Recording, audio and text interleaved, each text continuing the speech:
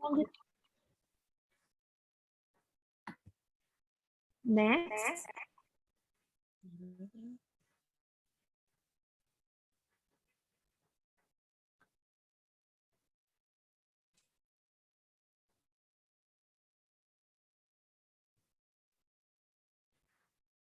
Ada 4 penyebab dari kehamilan yang tidak diinginkan. Yang pertama ada kurangnya pengetahuan dan kegagalan alat kontrasepsi, lalu yang kedua ada resiko fisik, yang ketiga ada resiko psikis dan psikologis, lalu yang keempat ada resiko sosial ekonomi. Nah, yang pertama kurangnya pengetahuan dan kegagalan alat kontrasepsi. Angka kehamilan tidak diinginkan ini masih sangat tinggi, terkhususnya di Indonesia. Menurut data WHO tercatat lebih dari 32 perempuan mengalami kehamilan yang tidak diinginkan. Nah, kasus ini terus meningkat seiring berjalannya dari tahun ke tahun. Dan data tersebut menempatkan Indonesia menjadi salah satu negara dengan angka kehamilan yang tidak diinginkan tertinggi di ASEAN. Nah, karena kurangnya pengetahuan dan kegagalan alat kontrasepsi ini membuat ibu yang mengalami kehamilan itu tidak mau melakukan kunjungan ke pelayanan kesehatan. Sehingga ini menjadi dampak negatif di bidang layanan kesehatan kehamilan yang tidak diinginkan.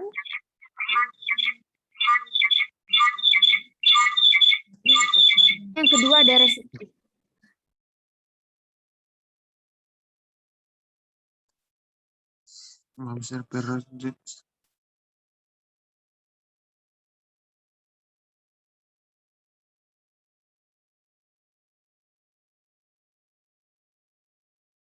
Yang kelebihan berat badan, rahim yang belum siap, khususnya untuk anak remaja, usia yang memang belum cukup untuk standar produksinya melakukan untuk hamil begitu. Selanjutnya ada yang ketiga ada resiko fisik dan psikologis. Nah, kehamilan yang tidak diinginkan ini dapat menjadi penyebab ibu mengalami depresi. Selama kehamilan dan postpartum dengan tingkat psikologis yang lebih rendah selama kehamilan. Dan dalam jangka panjang beberapa penelitian juga menunjukkan bahwa kehamilan yang tidak diinginkan ini berhubungan dengan depresi, kecemasan yang begitu tinggi, dan stres yang begitu tinggi. Dan beberapa juga penelitian di berbagai negara menyebutkan bahwa wanita 40% stres psikologinya tingkat tinggi dan lebih besar dan mengalami gejala seperti depresi yang cukup tinggi 3 kali lebih besar. Lalu yang keempat ada resiko ekonomi. Nah, di kehamilan kita membutuhkan biaya atau perawatan selama kehamilan dan kelahiran anaknya. Jika mengalami kesulitan ekonomi akan berimbas pada pola dari konsumsinya. Jika kehamilan terjadi bukan pada perencanaan ekonomi yang memadai. Selanjutnya,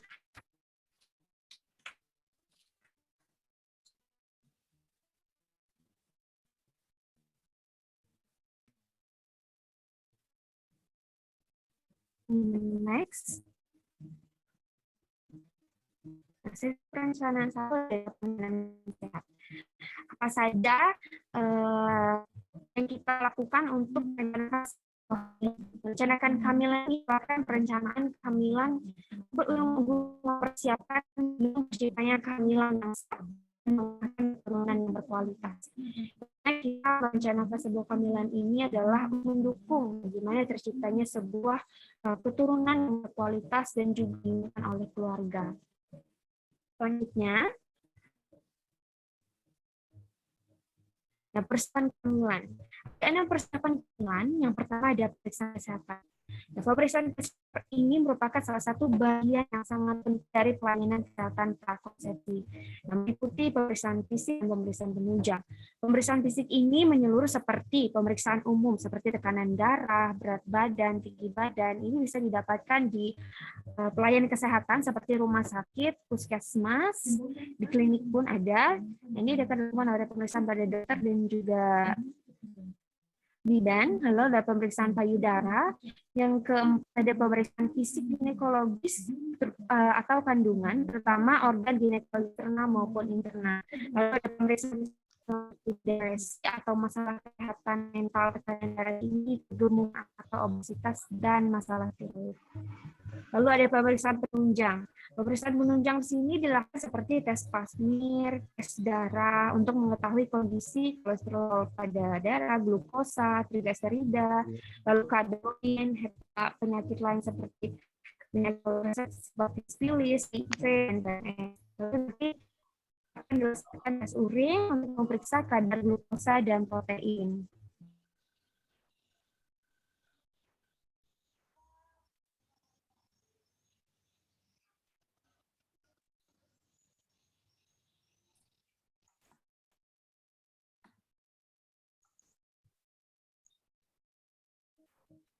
Selanjutnya ada menjaga kebugaran tubuh dan kesehatan tubuh.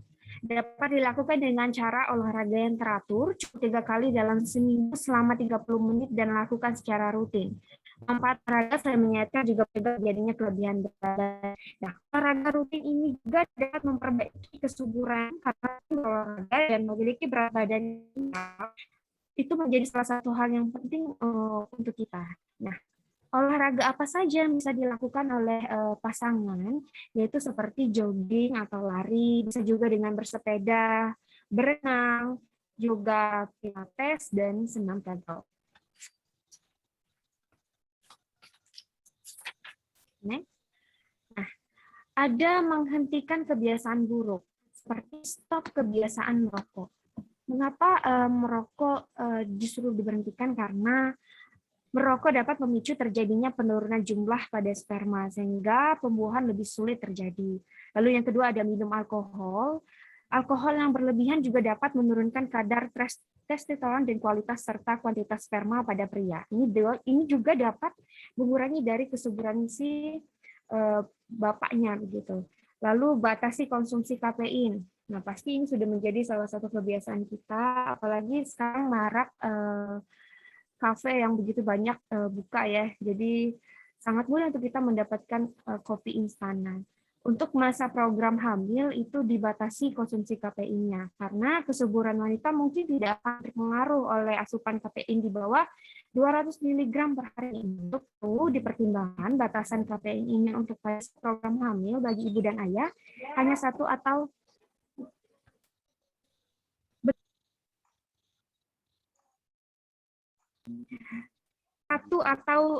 dua cangkir saja setiap hari untuk meningkatkan peluang hamil. Dan lalu stop kebiasaan narkoba. Ini juga menjadi masalah karena penggunaan obat terlarang banyak melibatkan dampak buruk terhadap janin, diantaranya kelahiran prematur, usia pelaguran, serta kelainan jantung dan otak pada bayi jika ibunya hamil. Lalu yang keempat, next, ada meningkatkan asupan makanan bergizi. Nah, cara yang dapat dilakukan adalah makan dengan prinsip gizi seimbang, memperbanyak konsumsi buah dan sayuran, dan menghindari makanan yang mengandung zat adiktif seperti penyedap, pengawet, dan pewarna.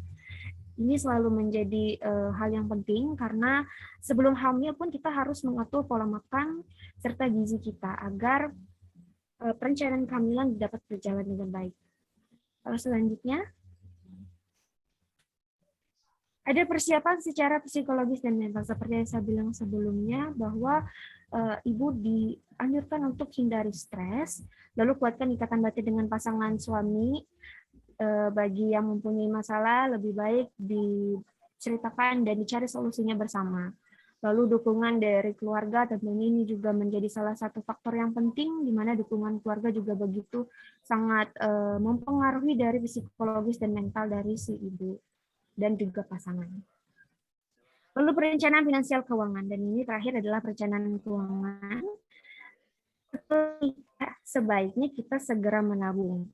Nah, ini mempersiapkan kebutuhan menjelang seperti program hamil, karena kita juga punya melakukan survei seperti memutuskan di mana nanti istri akan berkonsultasi selama hamil dan melahirkan nantinya. Tentunya seperti konsultasi ke dokter kandungan, dan itu pun mengeluarkan biaya seperti biaya USG, selama kehamilan juga pasti mengeluarkan biaya seperti susu, lalu vitamin. Nah, itu semuanya mengeluarkan biaya dan perlu kita lakukan perincian. Lalu yang kedua ada biaya persalinan. Nah, selanjutnya nanti pasti biaya persalinan ini akan ditanggung, pastikan dulu, ini bisa ditanggung asuransi atau ada tunjangan dari perusahaan bagi pasangan yang misalnya bekerja di sebuah perusahaan atau kantor. Lalu jikalau bisa sebelum hamil itu sudah mempersiapkan seperti asuransi yang biasanya menanggung biaya persalinan juga dapat menjadi salah satu alternatif bagi pasangan yang merencanakan kehamilan. Nah, lalu ada persiapan biaya pendidikan. Nah, tentu ini adalah pengeluaran yang terbesar bagi orang tua. Pendidikan anak, tabungan pendidikan anak juga penting. Semakin cepat dilakukan, semakin besar juga dana yang tersedia untuk kebutuhan anak nantinya. Selain menabung, bisa juga dengan cara berinvestasi berupa deposit, logam mulia, juga dari dana jenis lainnya. Dan yang terakhir ada anggaran dana darurat keluarga. Nah, persiapan ini juga tidak kalah penting dari persiapan yang lainnya. Misalnya, suatu saat ada anggota keluarga yang sakit, besar anggaran ini bisa mencapai 10 kali lipat dari besar biaya kebutuhan pokok yang lain. Jadi kita harus mempersiapkan sedini mungkin anggaran yang akan nanti kita keluarkan. Itu saja yang dapat saya sampaikan. Kurang dan lebihnya maaf, saya kembalikan ke moderator. Terima kasih lah.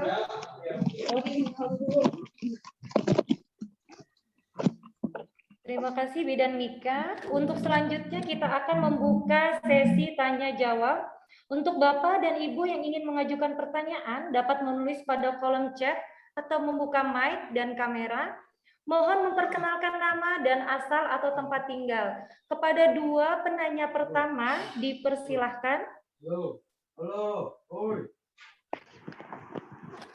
Mohon maaf untuk Bapak yang masih membuka mic-nya, bisa dimatiin dulu.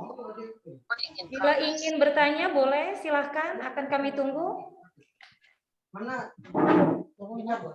Dua penanya pertama.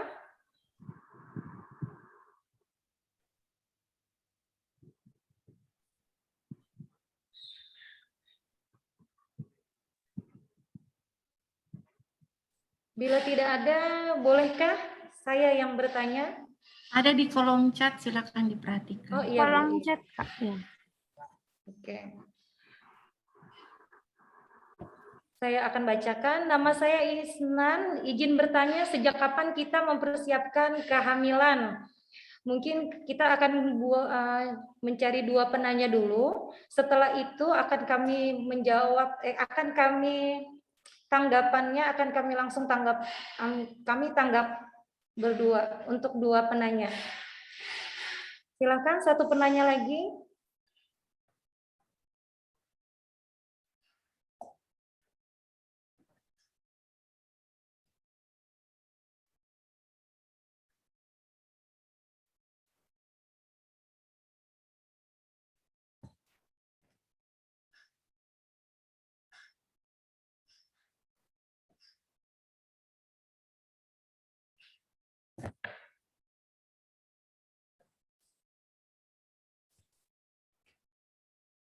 Oke, mungkin langsung ditanggapi aja dengan kelompok ya. Oh, ada lagi yang satu yang bertanya. Ada satu bertanya. Selamat sore, izin bertanya. Saya Aris dari Pundu. Ingin bertanya, istri saya usia 40 tahun. Apa masih bisa untuk program hamil? Terima kasih. Terima kasih untuk dua penanya pertama. Akan kami tanggapi dulu bersama kelompok. Baik, boleh saya tanggapi untuk pertanyaan yang pertama dari Bapak Isnan. Izin bertanya, sejak kapan kita mempersiapkan kehamilan? Saya akan menjawab pertanyaan dari Bapak Isnan, kapan sebaiknya kita merencanakan sebuah kehamilan? Nah, dibutuhkan periode prakonsepsi atau sebelum proses kehamilan. Dan itu biasanya 3 bulan untuk melakukan persiapan. Namun, idealnya rencana kehamilan dibuat 6 bulan sebelum istrinya hamil. Nah, baik itu kelahiran bayi pertama, kedua, ketiga, atau lebih. Nah, pasalnya, mempersiapkan tubuh adalah prioritas yang utama untuk menggapai sebuah kehamilan yang sehat. Akan tetapi ada juga yang mencoba untuk hamil, tetapi belum juga berhasil setelah 1 tahun pernikahan. Nah, itu Bapak coba bisa periksakan diri ke fasilitas kesehatan, tentunya juga bisa periksa ke dokter kandungan. Itu dari saya, mungkin ingin menambahkan. Cukup jelas.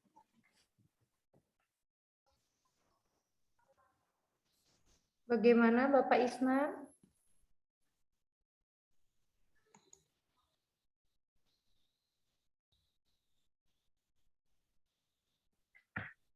Oke, mungkin lanjut aja.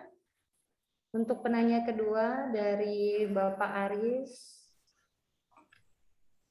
Ingin bertanya, istri saya usia 40 tahun, apa masih bisa untuk program hamil?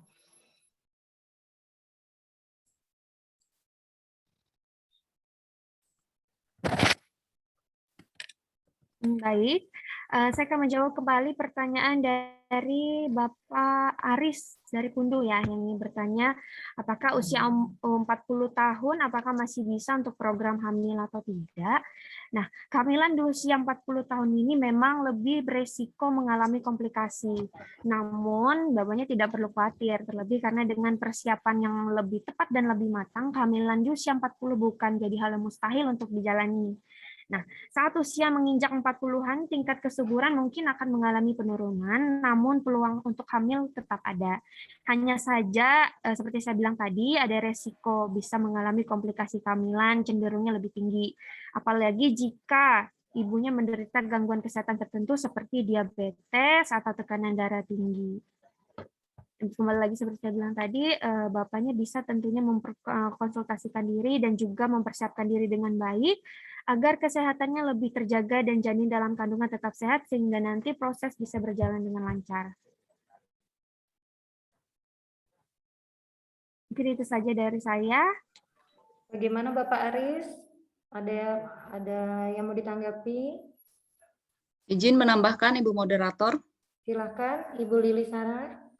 Karena di usia 40 tahun ini tergolong resiko tinggi, kalau memang putra-putri Bapak sudah ada, misalnya sudah 2 atau sudah lebih dari 2, kami sarankan untuk menunda aja untuk program hamilnya. Tapi kalau memang putra-putri Bapak belum ada, ya silahkan dengan resiko tadi yang sudah disampaikan oleh saudara kami Bidan Mika, kemungkinan resiko tinggi mengalami komplikasi pada saat kehamilan dan persalinan. Tetapi tidak menutup kemungkinan karena banyaknya rumah sakit, dokter, dan bidan, bisa Bapak Ibu untuk konsultasi terlebih dahulu sebelum merencanakan kehamilan tersebut. Terima kasih. Baik. Untuk selanjutnya penanya 2 terakhir untuk di sesi pertama ini. Ada 1 pertanyaan sudah ya. Dari Ibu Nelly, apakah pengaruh minum kopi sejak lama mempengaruhi kesuburan dan dapat mengakibatkan kurangnya kesuburan?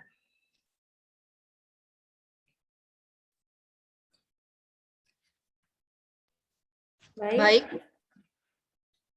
Kami mencoba menjawab dari pertanyaan Ibu Nelly ya. Terima kasih Ibu Nelly atas pertanyaannya. Karena dalam kopi kan banyak mengandung zat kafein yang dapat mempengaruhi. Kafein juga merupakan zat racun ya, adiktif yang bisa mempengaruhi kesuburan bagi wanita, terlebih juga untuk laki-laki. Demikian, mungkin teman-teman yang lain bisa menambahkan. Bagaimana Ibu Nelly? Apa mau beri tanggapan yang lain?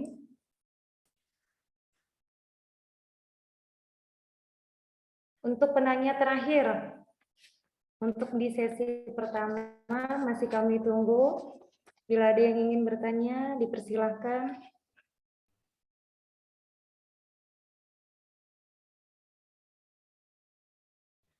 Bila tidak ada, mungkin kita langsung saja untuk materi selanjutnya. Ada itu. Oh, ada. Oh iya, ada. Mohon maaf, baru masuk ya. Saya akan membacakan pertanyaannya dari Ibu Sarah. Selamat sore, saya Sarah, usia 35 tahun, sudah lepas IUD selama 2 bulan. Apa bisa menambah anak atau hamil lagi? Boleh saya langsung menanggapi ya Ibu Sarah.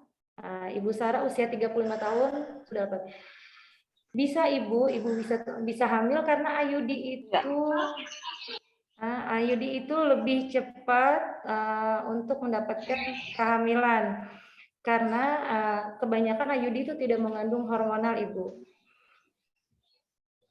Mungkin ada teman saya kelompok yang mau menanggapi lainnya. Ibu Lili Sarah. Baiklah, saya akan menambahkan pertanyaan dari Ibu Sarah. Kontrasepsi IUD itu kan cepat mengembalikan kesuburan. Jadi, kalau ibu ingin tidak hamil lagi, sebaiknya ibu ganti KB karena usia ibu, atau ibu mengganti maksudnya ke IUD lagi. Karena usia ibu sudah 35 tahun ya. Ibu Sri Mulyatun, Ya. Pertanyaannya, selamat sore, saya Sarah, usia 35 tahun, sudah lepas IUD. Selama 2 bulan, apa bisa menambah anak atau hamil lagi? Beliau bertanya, apa bisa menambah anak atau hamil lagi setelah lepas IUD 2 bulan? Sebaiknya jangan menambah anak lagi, Bu. Karena usia ibu udah 35 tahun kan, dalam usia yang resiko tinggi, Bu. Terima kasih. Menambahkan, moderator menambahkan. Silakan Ibu Lili Sarah. Terima kasih menambahkan punya teman kami Ibu Bidan Sri Mulyatun. Mungkin karena Ibu ini pengen menambah anak lagi, menurut saya kalau IUD itu tidak mempengaruhi kesuburan ya. Biasanya setelah lepas IUD bisa kembali kesuburan itu cepat dibandingkan dengan kontrasepsi hormonal. Nah, seperti yang saya jelaskan tadi juga pada pasien Bapak Aris kalau tidak salah, boleh saja Ibu menambahkan anak kembali, asal diperhatikan kesehatan Ibu juga, terus perhatikan juga kalau memang putra-putri Ibu sudah lengkap dan sudah cukup, kami hanya menyarankan dan keputusan tetap di tangan Ibu, apakah bisa untuk hamil kembali dipersilahkan, tapi sebelumnya Ibu bisa mengkontrol atau periksa kesehatan terlebih dahulu di puskesmas atau di rumah sakit untuk mengetahui apakah Ibu ini layak atau tidak ada penyakit lain seperti diabetes atau hipertensi untuk melanjutkan kehamilannya. Kami hanya bisa menyarankan dan keputusan ada di tangan Ibu. Silahkan Ibu periksa kembali ke rumah sakit atau ke puskesmas. Terima kasih. Bagaimana Ibu Sarah? Atas tanggapan dari Ibu Bidan Lili Sarah.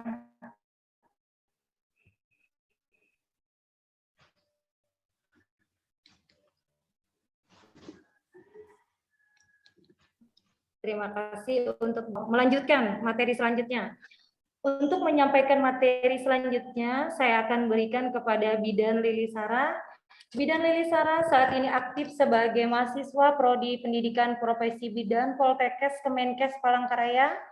Langsung saja kepada Bidan Lili Sarah untuk menyampaikan materi kedua, yakni gizi perencanaan kehamilan sehat. Pada Ibu Lili Sarah dipersilahkan.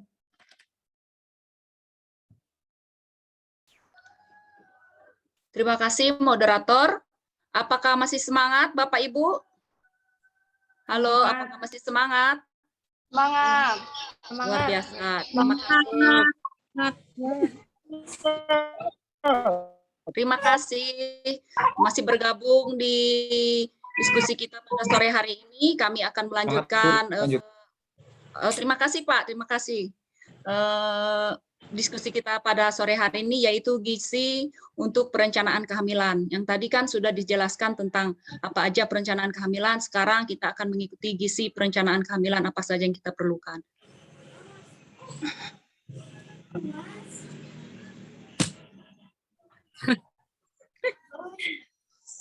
Silahkan slide.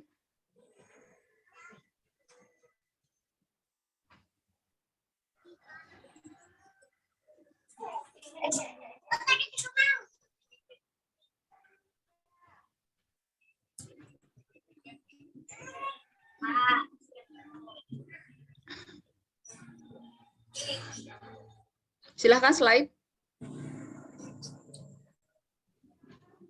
Slide topik 2.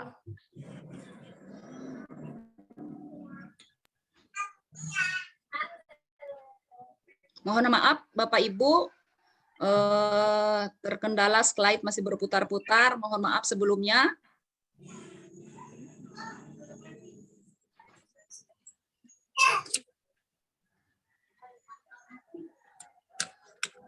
Silakan Bu Bidan Rina mungkin yang bisa slide share lagi.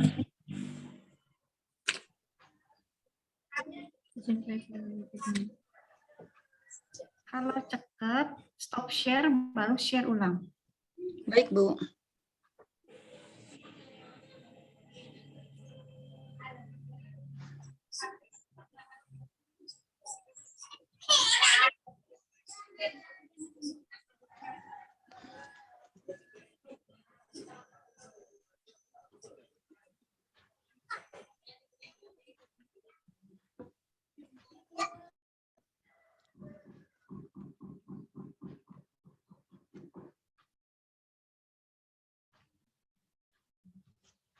Silakan Bidan Rina untuk share.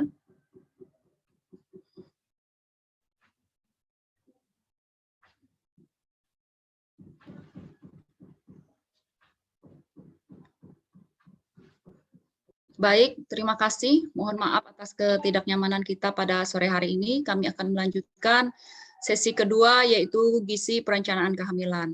Slide. Nah, pola makan yang disarankan pada pasangan untuk merencanakan kehamilan sehat apa saja, bisa kita lihat di slide berikutnya. Ini ya Bapak Ibu, ada tumpeng gizi seimbang. Bisa diperhatikan pada layar di gambar. Prinsip gizi seimbang terdiri dari 4 pilar yang pada dasarnya merupakan rangkaian upaya untuk menyeimbangkan antara zat gizi yang keluar dan zat gizi yang masuk dengan memantau berat badan secara teratur. Adapun gizi seimbang tersebut bisa dilihat dari 4 pilar. Pilar yang pertama yaitu mengkonsumsi aneka ragam pangan, karena tidak ada satupun jenis makanan yang mengandung semua jenis zat gizi yang dibutuhkan tubuh untuk menjamin pertumbuhan dan mempertahankan kesehatan kecuali ASI. Bapak Ibu ketahui yang minum ASI kan cuma bayi ya. Untuk itu kami menyarankan untuk Bapak Ibu yang merencanakan program kehamilannya mengkonsumsi aneka ragam pangan seperti misalnya karbohidrat, protein, dan vitamin yang dapat kita peroleh dalam makanan kita sehari-hari. Slide. Nah, untuk pilar kedua, biasakan untuk perilaku hidup bersih dan adanya hubungan penyakit infeksi karena pengaruh hidup bersih tadi dengan status gizi seseorang. Adapun perilaku hidup bersih itu bisa kita lihat di sini ada 7 ya, aktivitas fisik. Sehari-hari aktivitas fisik ini bisa kita lakukan seperti sebagai ibu rumah tangga, kita melakukan pekerjaan rumah tangga. Untuk yang bekerja di kantor, aktivitas di kantor juga merupakan aktivitas fisik yang dapat dilakukan sehari-hari. Untuk itu yang kedua juga konsumsi sayur dan buah. Jangan lupa, jangan hanya makan karbohidrat atau protein saja, upayakan juga dalam menu kita sehari-hari untuk ada disediakan sayur dan buah. Nah, yang penting juga untuk tidak merokok, terutama bapak-bapak ya, untuk merencanakan kehamilan, hindari untuk merokok, karena bisa mempengaruhi kesuburan baik bagi bapak-bapak maupun ibu-ibu yang sebagai perokok pasifnya. Begitu juga tidak mengkonsumsi alkohol, karena juga alkohol bisa mempengaruhi kesuburan juga pada saat ibu hamil nantinya juga mempengaruhi pertumbuhan dan perkembangan janin dalam kandungan. Nah, untuk selanjutnya pemeriksaan kesehatan rutin. Pemeriksaan kesehatan rutin ini bisa dilakukan di puskesmas terdekat atau di rumah sakit, bisa melakukan pemeriksaan darah dan lain-lain, pemeriksaan fisik dan lain-lain juga bisa dilakukan. Untuk merencanakan kehamilan sebaiknya dilakukan pemeriksaan rutin. Untuk mengetahui penyakit apa yang diderita ibu atau bapak, silahkan melakukan pemeriksaan rutin di puskesmas atau di rumah sakit. Membersihkan juga untuk selanjutnya membersihkan lingkungan rumah maupun lingkungan sekitar kita juga perlu dalam perilaku hidup bersih dan sehat. Dan yang terakhir itu juga menjaga jamban sehat yang sehat dan bersih. Slide. Nah, untuk pilar ketiga, melakukan aktivitas fisik, seperti yang tadi kami sudah jelaskan juga dalam perilaku hidup bersih dan sehat. Aktivitas fisik merupakan salah satu upaya untuk menyeimbangkan pengeluaran dan pemasukan zat gizi. Aktivitas fisik juga memperlancar sistem kesehatan dalam tubuh. Aktivitas fisik bukan berarti harus berolahraga, kayak ibu-ibu misalnya senam atau zumba atau harus keluar rumah. Nah, aktivitas fisik juga bisa dilakukan di rumah sehari-hari, menyapu, membersihkan halaman, itu adalah bagian dari aktivitas fisik. Untuk anak-anak, aktivitas fisiknya bisa bermain. Slide. Untuk pilar keempat, kita bisa memantau berat badan ideal, karena berat badan ideal juga, berat badan juga mempengaruhi untuk kesuburan, terutama untuk ibu-ibu yang merencanakan kehamilan. Kalau obesitas ya biasanya susah untuk mencapai kesuburan yang maksimal bagi ibu-ibu. Berat badan yang normal menunjukkan telah terjadinya keseimbangan zat gizi dalam tubuh. Indikator keseimbangan zat gizi dapat diukur dengan menghitung indeks massa tubuh atau IMT. Nah, ini kami juga rumus untuk menghitung IMT, yaitu berat badan. Bapak Ibu bisa coba nanti dihitung IMT-nya di rumah, ya. Berat badan dalam kilogram dibagi tinggi badan, dijadikan meter dulu, setelah itu dikuadratkan. Misalnya berat badannya 56 kilogram, tinggi badannya 155 cm, berarti 56 dibagi 100,55 dikali 155. Nah, ini setelah dapat IMT-nya, ini ada klasifikasi nilai IMT, yaitu status gizi sangat kurus, kategori kekurangan berat badan tingkat berat, yaitu IMT-nya kurang dari 17. Kalau status gizi kurus, kategori kekurangan berat badan tingkat ringan, IMT-nya 17 sampai dengan kurang dari 18,5. IMT normal ini yang kita harapkan ya Bapak Ibu, 18,5 sampai dengan 25. Nah, status gizi gemuk, kelebihan berat badan tingkat ringan, IMT-nya lebih dari 25 sampai 27. Status gizi obesitas, kategori kelebihan berat badan tingkat berat, yaitu IMT-nya lebih dari 27. Slide selanjutnya. Demikian yang bisa kami sampaikan untuk materi ini. Tapi sebelumnya, Kak Marira, kita akan menyaksikan video yang akan kami tayangkan. Silahkan Bapak dan Ibu menyimaknya dengan baik. Semoga bermanfaat, dapat diterapkan dalam merencanakan kehamilan, untuk mendapatkan putra-putri yang sehat di masa yang akan datang. Silahkan slide.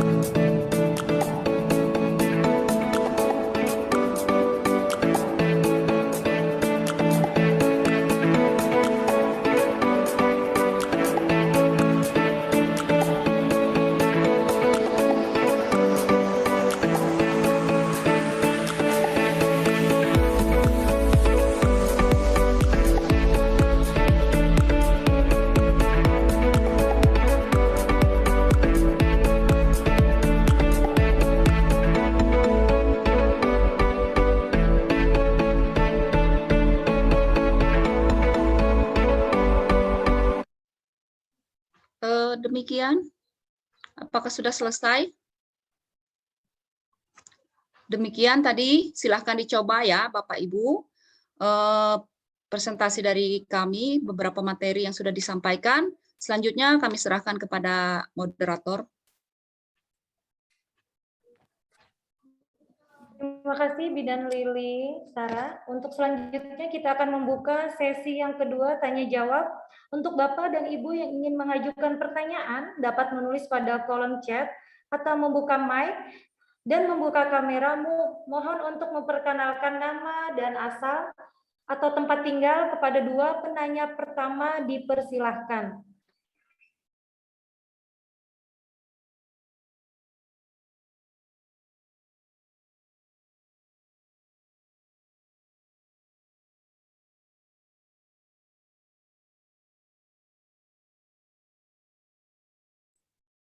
Silahkan untuk Bapak dan Ibu. Oke, sudah ada ya di kolom chat ya.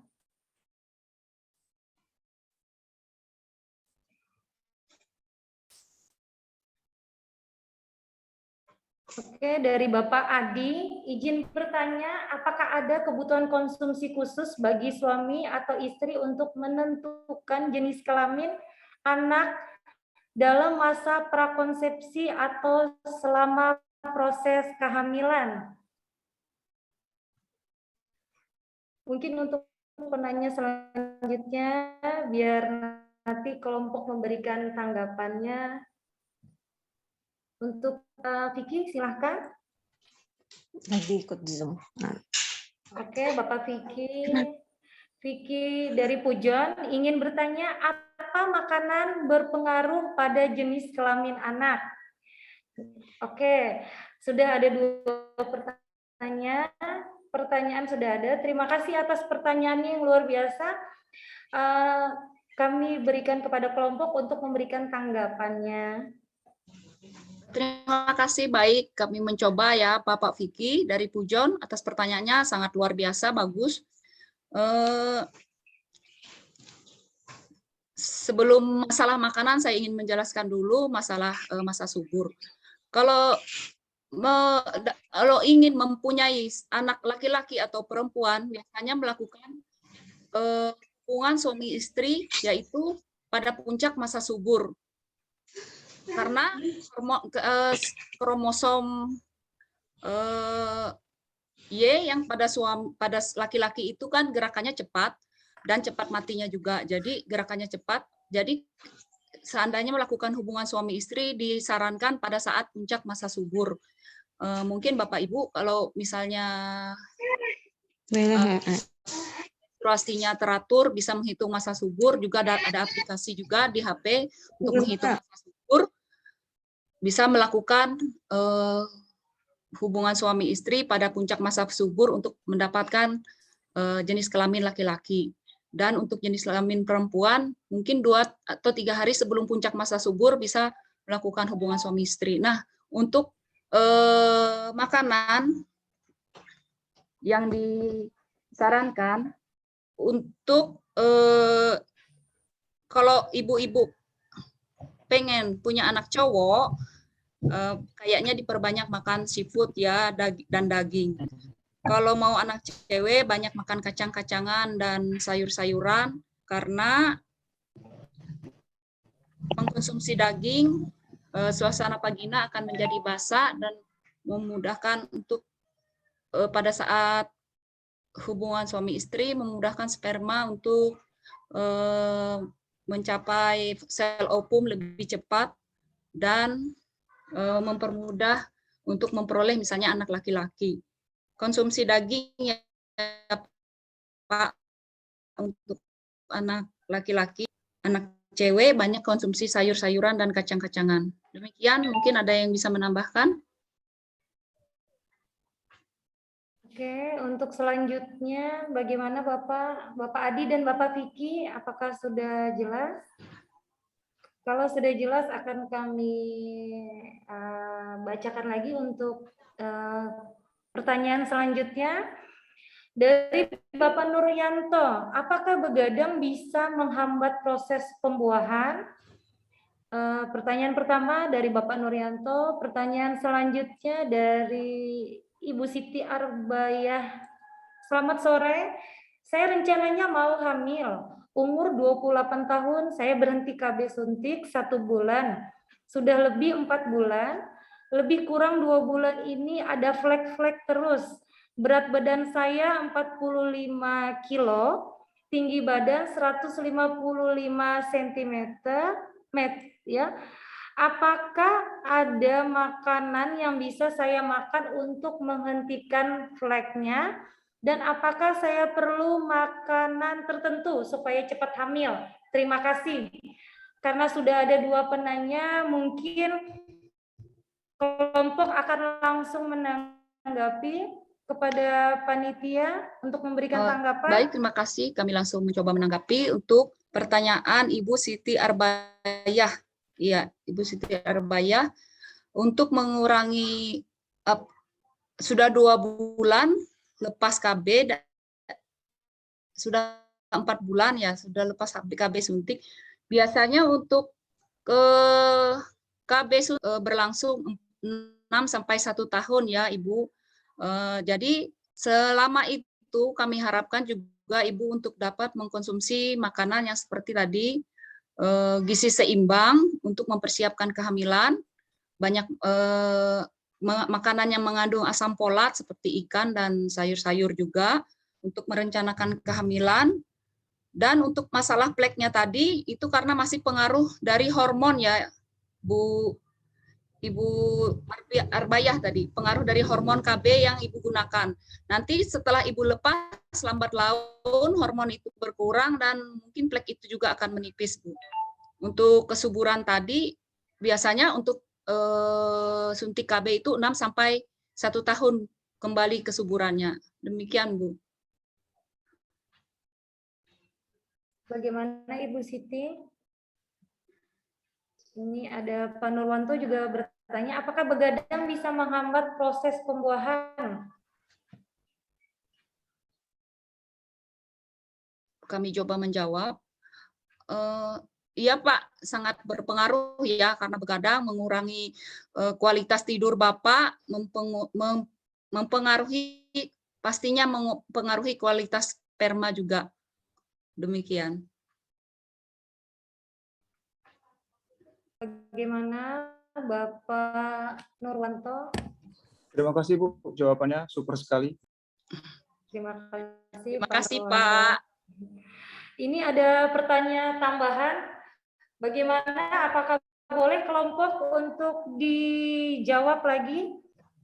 Ada 2 lagi pertanyaan. Assalamualaikum warahmatullahi wabarakatuh. Saya Tira, umur 31 tahun dari Parenggean. Mohon izin bertanya, apa stres dalam pekerjaan juga berpengaruh dalam kesuburan pasangan? Yang pertama dari Ibu Tira. Yang kedua dari Ibu Wati. Saya ingin bertanya, Wati umur 24 tahun dari Kelampangan. Saya suka sekali makan makanan cepat saji. Apakah berpengaruh terhadap perencanaan kehamilan? Terima kasih atas pertanyaan yang luar biasa dan antusiasnya dari Bapak dan Ibu. Kami dari kelompok akan coba memberikan tanggapan. Terima kasih atas pertanyaan dari Ibu Tira Septianawati. Saya akan mencoba menanggapi pertanyaan Ibu Tira ya, tentang apa stres dalam pekerjaan juga berpengaruh dalam kesuburan pasangan.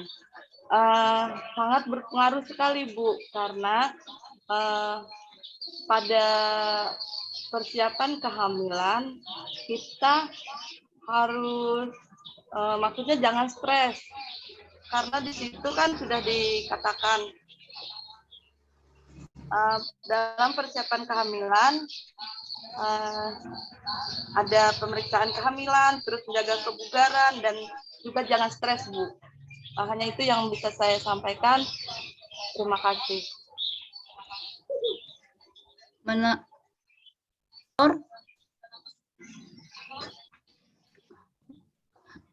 Ibu moderator menambahkan, Silakan Ibu Lili.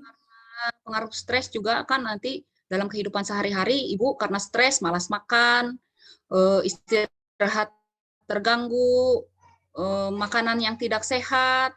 Biasanya kan kalau orang stres seperti itu. Jadi karena ibu pengaruh makanan yang tidak sehat, bisa malah tidak makan karena pengaruh stres, bisa mempengaruhi kesuburan. Karena salah satu untuk merencanakan kehamilan tadi kan harus mengkonsumsi gizi seimbang. Ada sayur mayur, lauk pauk, dan karbohidrat. Kalau ibu mengalami stres dan susah makan, otomatis untuk gizi yang untuk perencanaan kehamilannya akan terganggu. Demikian, terima kasih. Ya, Ibu Tiara bagaimana? Bila stres dapat membuat mengacaukan ovulasi itu bisa haid 2 kali mungkin ya maksudnya Ibu Lili Sarah. Karena stres juga tidak memiliki gairah untuk melakukan hubungan suami istri. Ibu Tira bagaimana?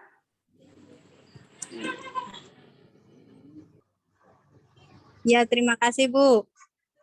Sama-sama, Ibu. Untuk selanjutnya, selamat sore, saya Sarah mau bertanya lagi.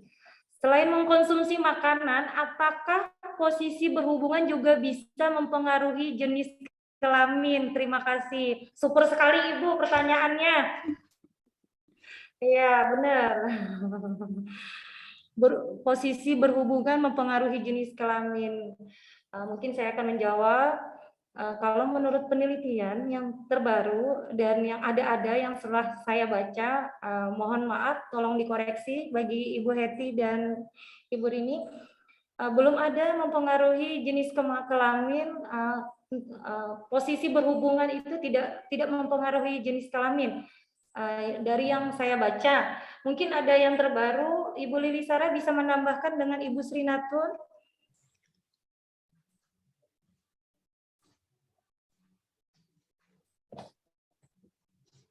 Untuk ini Bu Lili Sarah, untuk ini ya, posisi berhubungan, apakah berpengaruh Bu? Tentang jenis kelamin Bu? Mungkin mencoba ya, kita merasionalkan tadi. Seperti yang saya bilang, sperma untuk memperoleh kromosom, untuk memperoleh anak laki-laki itu kan cepat jalannya dan cepat matinya. Jadi pas pada saat melakukan hubungan mungkin seperti hubungan yang konvensional ya. Top and down ya. Terus kaki bisa diangkat supaya sperma lebih cepat ke rahim, ke mulut rahim, dan kalau ingin anak laki-laki mungkin pada puncak masa suburnya ya boleh melakukan hubungan suami istri. Pada saat itu kromosom yang untuk membentuk kromosom Y yang akan membentuk laki-laki akan cepat jalan dan cepat membuahi sel telur. Demikian mungkin.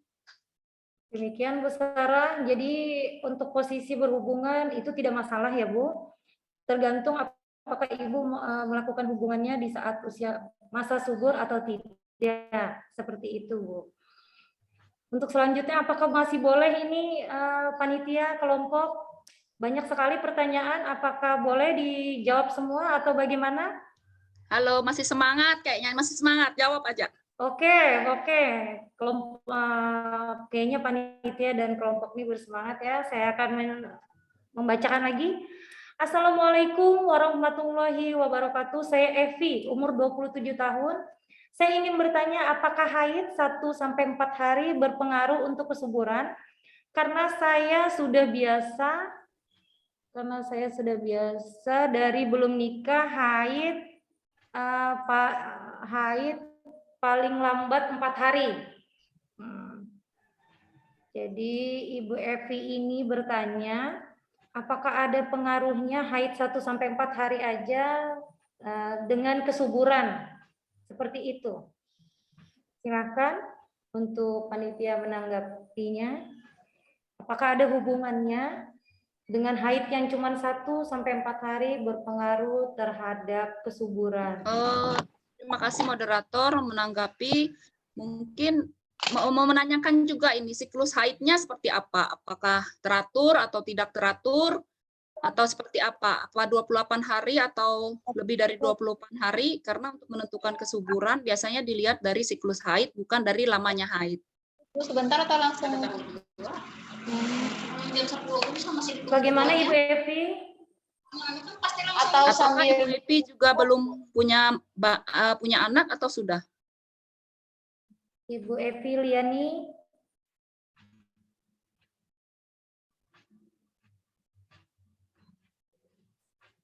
Oh, mungkin kita lanjut aja ya ke pertanyaan selanjutnya. Belum punya anak sepertinya. Oh, belum punya anak. Ya.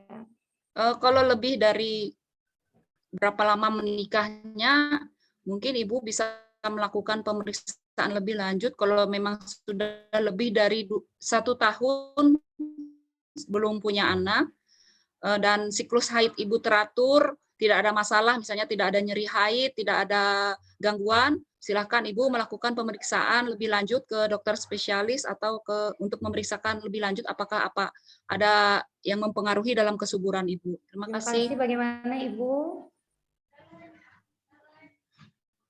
Oke, dilanjut saja ya dari Bapak Vicky. Kalau wanita diketahui masa subur dari siklus mensnya, bagaimana dengan laki-laki?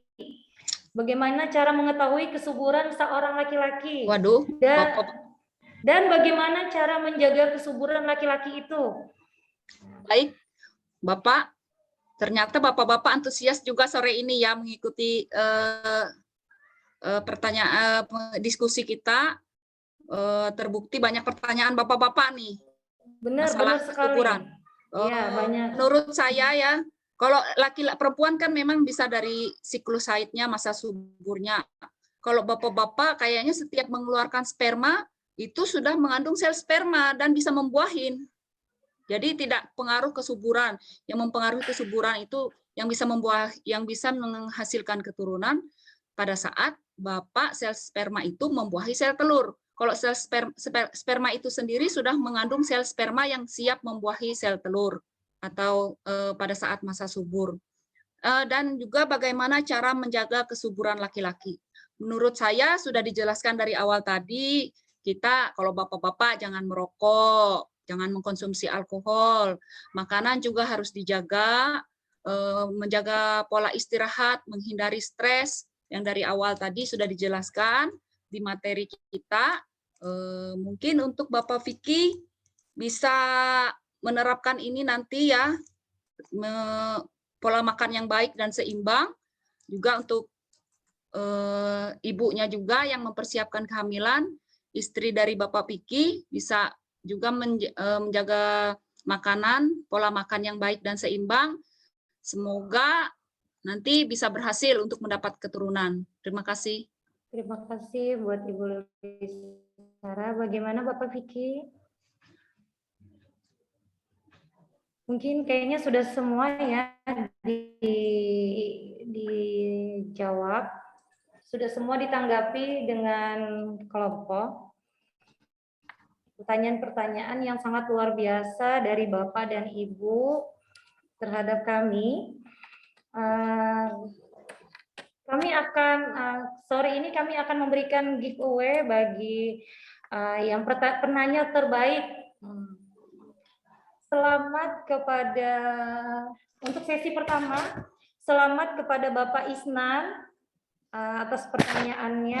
Anda mendapatkan door prize dari panitia. Selamat ya Pak, selamat sore. Dan yang kedua dari Bapak Aris untuk sesi pertama mendapatkan door prize juga dari panitia. Selamat Bapak. Untuk selanjutnya untuk sesi kedua karena banyak penanya dan saya harus memilih 2. Jadi 2 penanya terbaik akan mendapatkan door prize. Yaitu yang pertama Bapak Adi. Terima kasih ya Bapak mendapatkan door prize dari panitia, dan yang terakhir adalah Bapak Vicky. Karena mau nanya masalah kesuburan. Terima kasih kok kayaknya bapak-bapak semua ya yang luar biasa bagus pertanyaannya Bapak. Oke. Bapak dan Ibu yang berbahagia, alhamdulillah rangkaian diskusi pada sore hari ini sudah terlaksana dengan baik. Kita sudah mendapatkan materi-materi yang luar biasa dari 2 pemateri, dari mulai membahas tentang perencanaan kehamilan sehat sampai gizi perencanaan kehamilan sehat.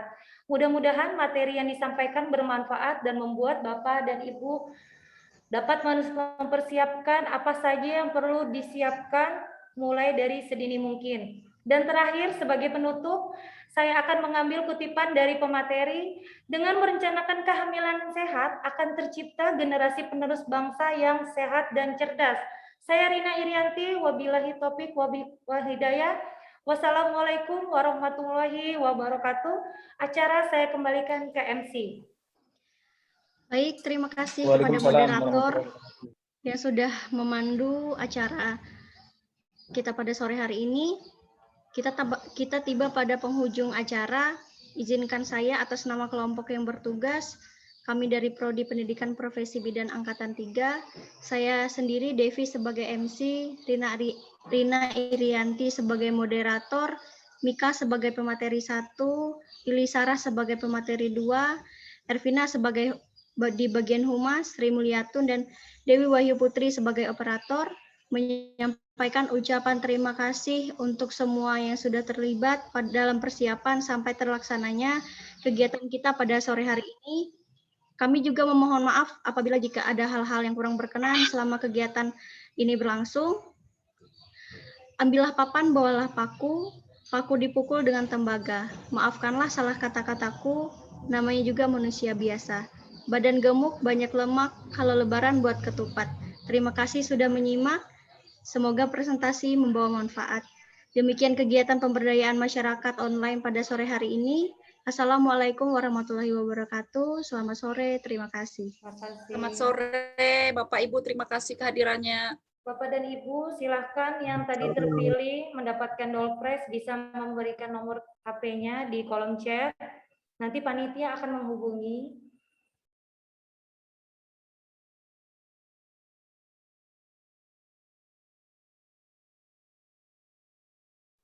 Terima kasih Bapak Ibu pertanyaannya. Baik, bagus-bagus.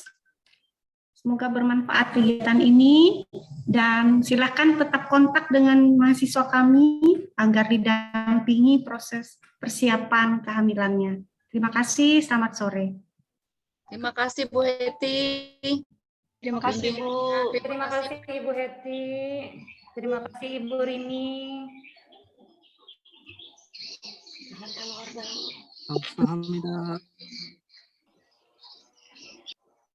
Silakan Bapak-bapak tadi yang mendapatkan doorpress bisa. Ada sesi kedua ya. Ini ada sesi yang selanjutnya kan dengan topik perencanaan kehamilan sehat. Nanti diundang lagi klien-kliennya untuk kelas B yang akan presentasi dengan topik yang berbeda. Ya, Bu. Bapak Ibu yang hadir pada hari ini bisa mengajak juga pasutri lain yang ingin merencanakan kehamilannya. Ya Bu, baik Bu, nanti disampaikan Bu. Ya Bu. Foto bersama sudah kah? Mohon izin Bu. Foto. Tadi di awal sudah Bu, tapi foto lagi mungkin di terakhir. Ya, yang awal lebih sedikit. Kalau ini kan lebih Ya Bu, siap. Silahkan Devi memandu kita foto bersama. Untuk peserta dan juga teman-teman mahasiswa untuk membuka kameranya sebentar.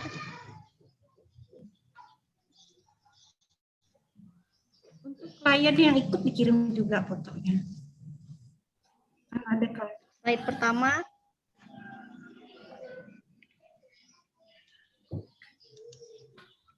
Slide yang kedua.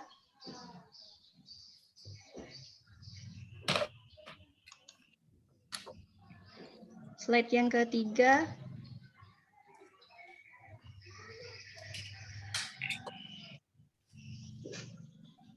Yang keempat. Sudah selesai, Bu. Saya ingatkan terima kasih, selamat sore. Terima kasih. Saya ingatkan kembali. Selamat sore. Sukses ya, saya izin live ya. Ya Ibu, terima kasih. Terima kasih. Terima kasih Bu Heti. Terima kasih Bu Rini.